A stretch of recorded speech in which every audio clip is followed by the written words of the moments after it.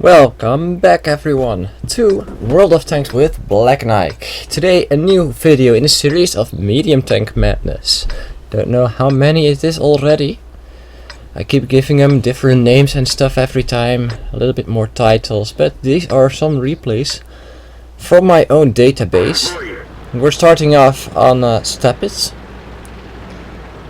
with the object 416, and well, this game was kind of a surprise.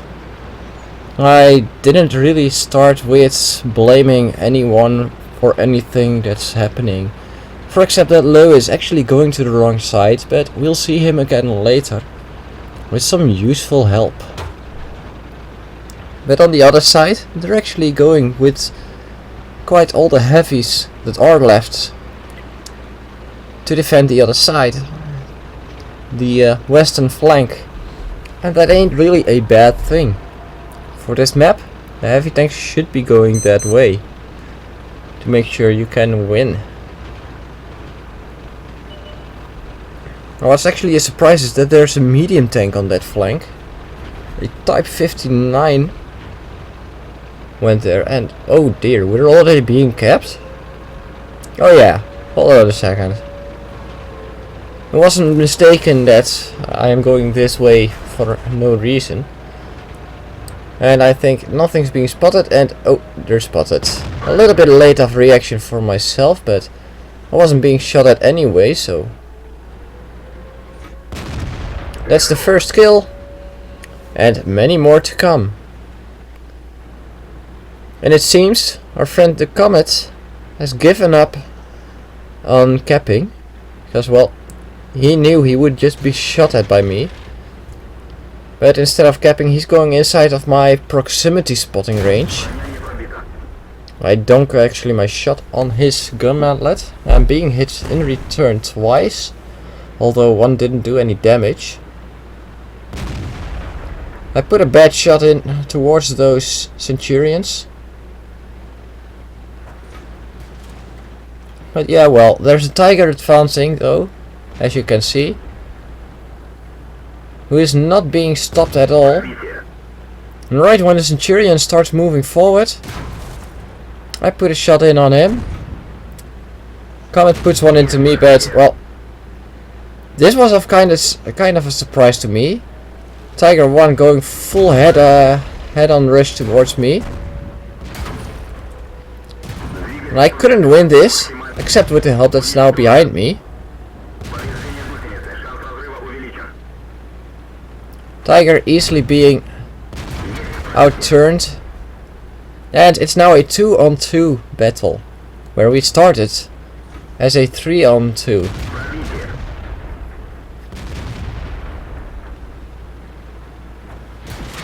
And yeah, we're being helped quite a lot, and I put fire to the Tiger and destroy it. And well, it's not always useful to have a tank that is so low and doesn't have any gun depression. But when stuff like that happens, I feel kind of stolen by that Hellcat, but I kind of ignore it. Although he could have helped a lot sooner rather than later. Because we did have a bit of a number disadvantage. Although the help from that FE304 was a very welcome help, he did a great job in, well, keeping those enemies heads up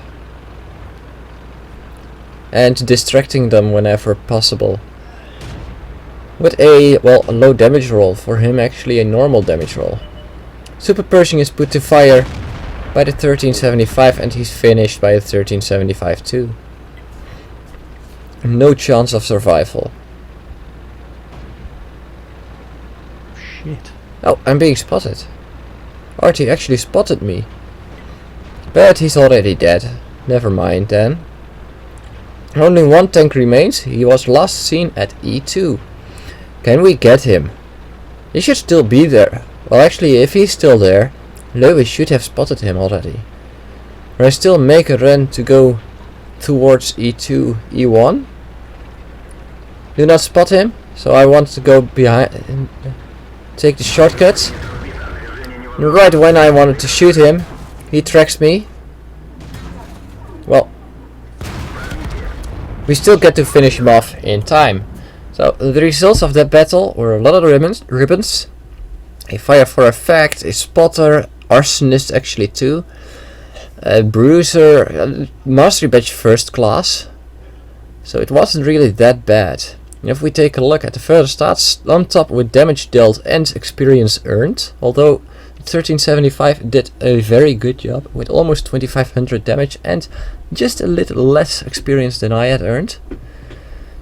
And when we take a look further on, I only hit 13 out of the 16 hits and only 11 of those penetrated.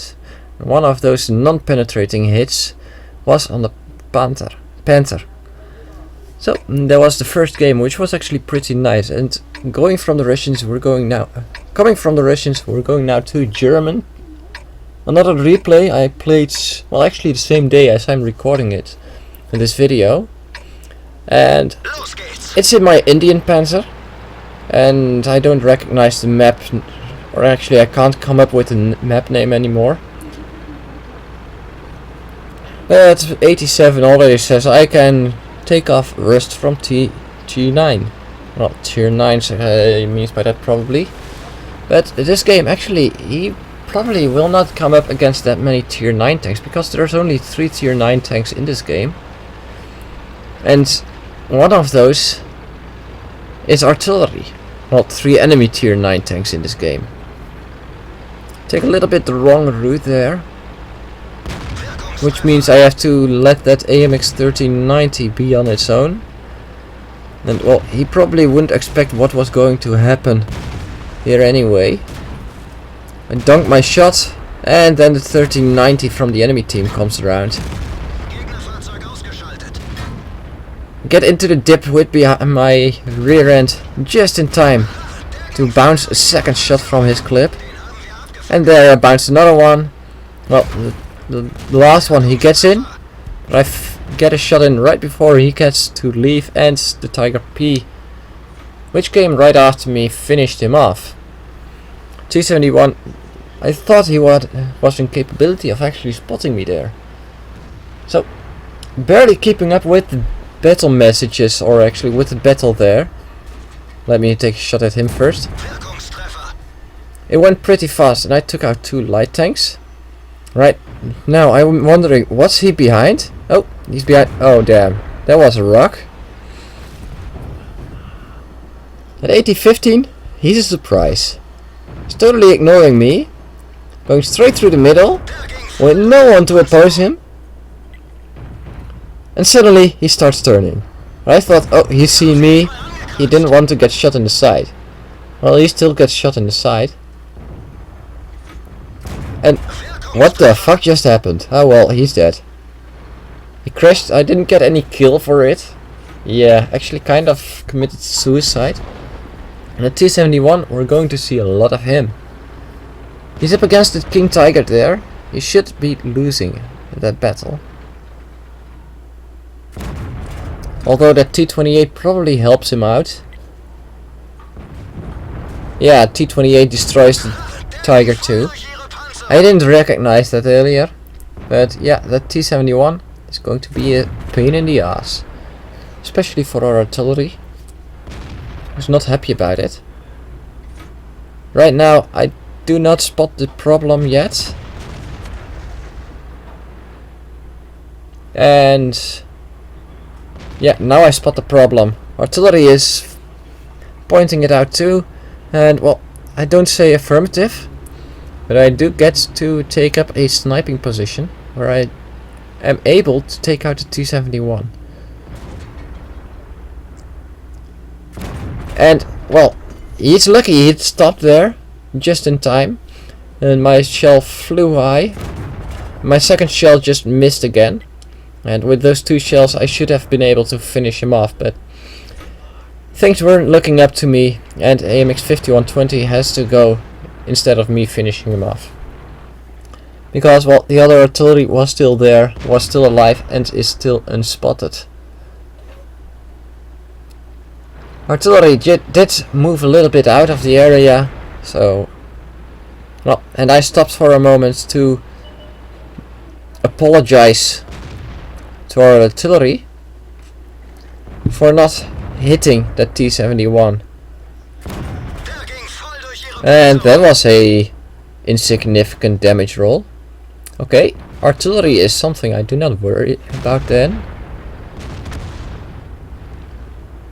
I could have gone crashing down there like the Yak Panther did, but instead I know that the enemy IS-8 isn't going to come forward anymore, because he's the last one alive and he can make a kill on the other side. He's not going to come to my side anymore. I can go straight for them. See, just like that, T-71 got killed.